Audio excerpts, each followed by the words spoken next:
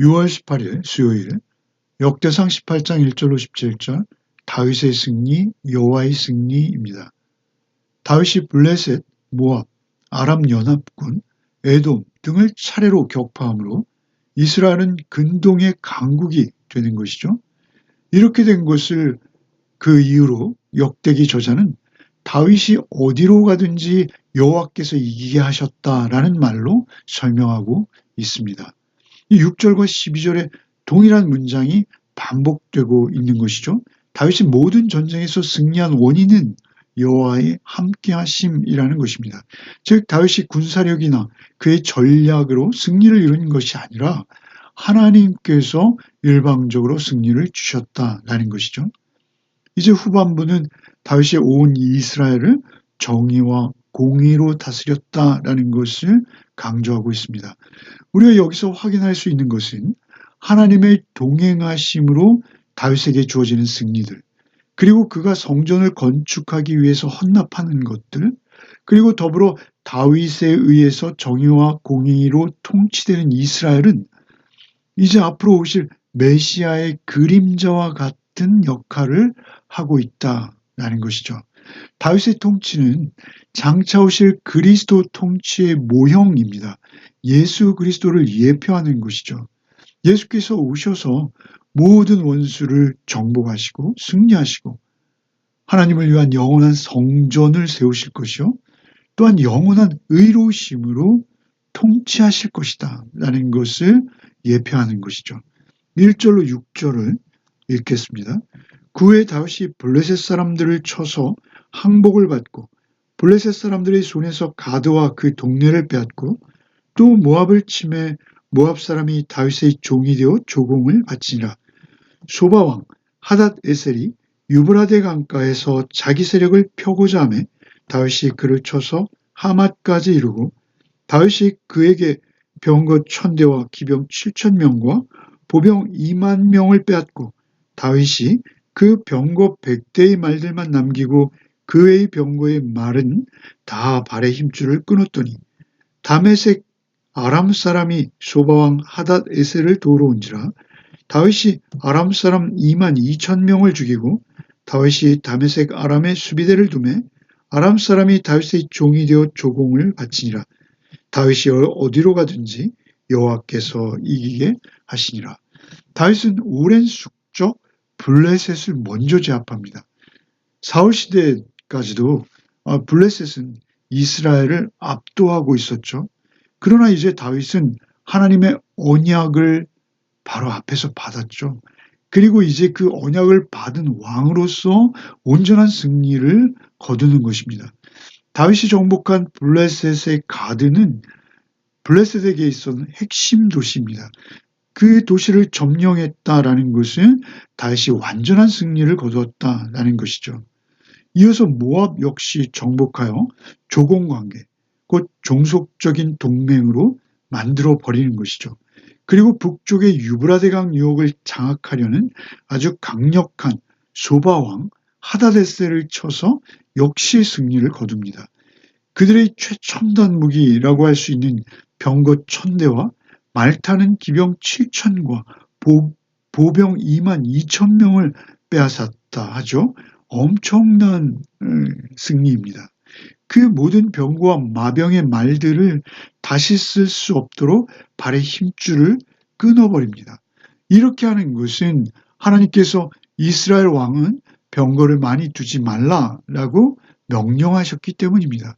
다윗이 이 말씀에 전적으로 순종하는 것, 그것은 군사력과 같이 세상의 힘이 아니라 오직 하나님만을 의지하겠다라는 다윗 자신의 신앙 고백이 되는 것이죠. 다메섹 아람 사람들이 소바왕의 소식을 듣고 그를 도우려 옵니다. 그러나 그들 역시 2만 2천 명이 전사당하죠. 그리고 다윗이 크게 승리하여서 다메섹 아람 사람들에게까지 조공을 받게 되는 것이죠. 그리고 이렇게 된 것은 모두 다윗이 어디로 가든지 여호와께서 이기게 하셨기 때문이다라고 그 승리의 원인을 오늘 본문에 기록하고 있는 것이죠. 다윗의 전략과 전술 혹은 전력이 아니라 하나님께서 일방적으로 어디를 가든 이기고 또 이기게 하시는 것이죠. 다윗의 승리는 그가 하나님과 동행한 결과입니다. 우리의 승리도 오직 믿음의 대상 되시는 하나님과의 관계에서 결정되는 것입니다. 믿음은 하나님을 바라보는 눈입니다. 승리는 하나님의 손을 더욱 굳게 붙들어가는 여정이다 라고 말할 수 있습니다. 세상의 전쟁은 힘 있는 자가 이깁니다. 그러나 우리의 전쟁은 믿는 자가 이기는 영적 전쟁입니다. 오늘도 오직 주의 말씀을 붙들고 성령의 도우심을 힘입는, 그래서 승리를 누리는 하루가 되시기를 바랍니다. 7절부터 13절을 읽겠습니다. 다윗이 하닷 에셀의 신하들이 가진 금 방패를 빼앗아 예루살렘으로 가져오고 또 하닷 에셀의 성읍 디브앗과 군에서 심히 많은 놋을 빼앗았더니 솔로몬이 그것으로 놋대와 기둥과 놋그릇들을 만들었더라. 하맛 왕 도우가 다윗의 소바 왕 하닷 에셀에 온 군대를 쳐서 물리쳤다 함을 듣고 그의 아들 하도람을 보내서 다윗 왕에게 문안하고 축복하게 하니 이는 하닷 에셀이 벌써 도우와 맞서 여러 번 전쟁이 있었던 터에 다윗이 하닷 에셀을 쳐서 무찔렀습니다.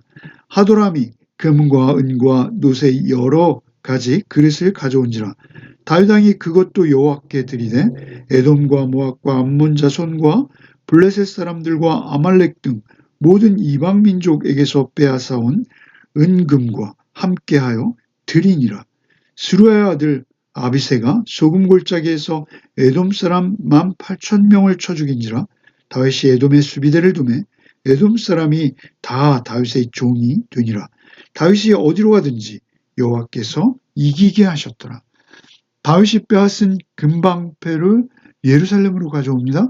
성전을 위한 준비물로 드려지는 것이죠. 역시 전쟁의 전리품인 심이 많은 놋도 가져와서 성전에서 쓰이는 놋대와 기둥과 놋 그릇을 만들었죠. 또 하맛 왕 도우가 다윗이 소바 왕 하닷 에셀에게 승리를 거뒀다라는 소식을 듣자 다윗 왕에게 문안하고 축복하고자 그의 아들을 보내며 금과 은과 놋그릇들을 가지고 옵니다. 소위 오늘날로 말하면 외교적 승리죠. 이방 왕들로부터도 인정을 받는 것입니다. 이방의 부와 영광이 다윗에게 모이는 것이죠. 그것은 하나님 나라가 이제 이방에까지 영향력을 미치고 확장되어 가고 있다라는 것을 말하는 것입니다. 이어서 스루야의 아들 아비새가 에돔 사람 18,000명을 죽이고 승리를 거두어 에돔까지 종속시키는 것이죠. 이제 동서남북의 모두를 종속시키는 것입니다. 그리고 앞서 6절에 기록되었던 다윗이 어디로 가든지 여호와께서 이기게 하셨더라라는 말씀이 6절에 이어서 여기 13절에 다시 반복 기록됩니다. 여호와께서 승리하게 하신 사실, 그것을 누구보다 다윗은 잘 알고 있었습니다. 자신의 모든 승리와 영광이 내 것이 아니라 하나님의 것을 알고 하나님 앞에 엎드리며 헌물로 드리는 것이죠. 그렇게 드려진 것들로 금과 은과 놋으로 성전은 준비되어져 가고 있는 것이죠. 하나님께 드려진 다윗의 인생 가운데 함께 하시는 하나님, 그것으로 인해서 성전은 세워져 가는 것입니다. 우리 역시 성전으로 세워지는 것이죠. 예수 그리스도 안에서 예수 그리스도가 우리와 함께 하심으로 우리도 성전으로 세워져 가는 존재인 것이죠. 오늘도 오직 주의 말씀을 따라서 온전히 드려지는 은혜가 있을 때 결과 주님 모신 성전으로 더욱 든든히 세워져 가는 하루가 되시기를 바랍니다. 14절 이하 읽겠습니다. 다윗이 온 이스라엘을 다스려 모든 백성에게 정의와 공의를 행할세 스루야의 아들 요압은 군대 사령관이 되고 아힐룻의 아들 여호사밧은 행정장관이 되고 아이두베 아들 사독과 아비아달의 아들 아비멜렉은 제사장이 되고 사오사는 서기관이 되고 여호야단의 아들 분하야는 그렛 사람과 블렛 사람을 다스리고 다윗의 아들들은 왕을 모시는 사람들의 우두머리가 되니라. 다윗이 온 이스라엘을 다스릴 때 모든 백성에게 정의와 공의를 행했다라고 기록하고 있죠. 그리고 이어서 다윗 정부의 조직이 기록되고 있습니다. 요압과 여호사밧, 그는 각각 군대와 행정의 장관이 되는 것이죠. 제사장과 서기관이 임명되고요. 그리고 정복된 이방을 다스릴 사람들을 세우고요. 그리고 다윗의 아들들은 왕을 모시는 자들로 왕의 측근으로 세움을 받습니다. 본문에서 우리가 오늘 특별히 눈여겨보고 싶은 대목은 다윗이 정의와 공의로 백성을 다스렸다라는 것입니다. 이 정의와 공의는 우리가 잘 알고 있는 히브리어 미시파트와 체데크이죠. 하나님의 대표적인 성품을 말하는 단어들입니다. 하나님은 공의와 정의의 하나님이시죠. 정의와 공의로 다스렸다라는 것은 어떤 다윗이 단순히 행정적 수완이나 조직을 통해서 나라를 다스린 것과는 전혀 다른 것이죠. 다윗은 하나님의 성품을 반영하는 통치자로서 그들에게 섬김을 베풀고 있는 것이죠. 공정과 정의, 곧 하나님의 공의로우신 성품을 따라서 백성을 섬기는 것이죠.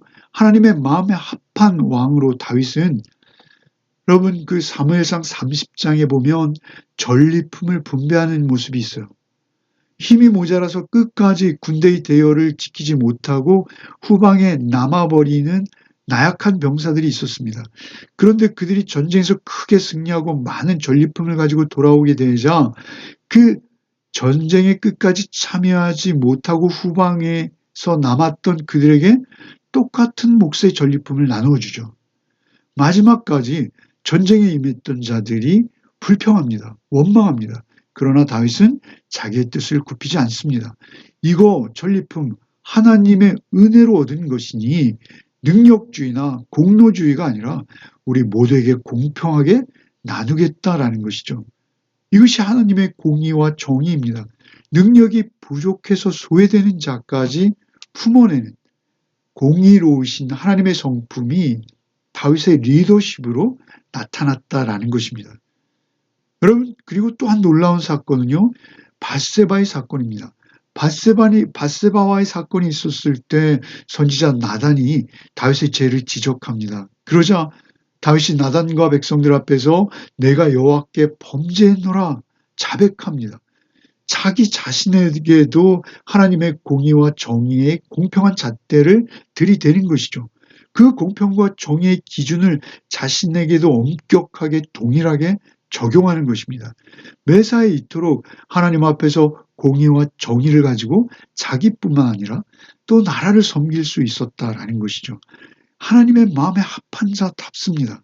하나님의 통치와 다스림이 그 나라에 임하는 것이죠. 자신에게나 소외된 이웃, 곧 고아나 과부에게조차 정의를 베푸는 나라, 그 나라가 될 때 그 나라는 하나 되어지는 것이고 그 나라는 하나님이 통치하고 다스리는 나라로 강력하게 서간다라는 것이죠. 정리하겠습니다. 다윗의 모든 승리는 여호와께서 함께 하신 결과였습니다. 다윗은 하나님을 의지하며 세상의 힘이 아니라 하나님의 말씀에 순종함으로 승리를 얻은 것이죠. 그의 통치는 장차 오실 메시아, 곧 예수 그리스도의 그림자요, 공의와 정의로 다스리시는 그리스도의 예표입니다. 오늘 우리도 주의 말씀을 따라서 하나님의 성품을 드러내는 삶으로 성전과 같이 세워져가는 하루를 살아내시는 복이 있으시기 바랍니다. 기도하겠습니다. 다윗이 어디로 가든 승리케 하시는 주님, 오늘 우리의 삶도 온전히 주님과 동행하게 하여 주시옵소서. 그때 주님 안에서 참된 승리를 맛보게 하여 주시옵소서. 공의와 정의로 다스리시는 주의 마음을 본받아 오늘도 말씀 앞에 순종하며 성전다운 삶으로 세워져 가는 하루가 되게 하여 주시옵소서. 예수 그리스도 이름 받들어 기도하옵나이다. 아멘.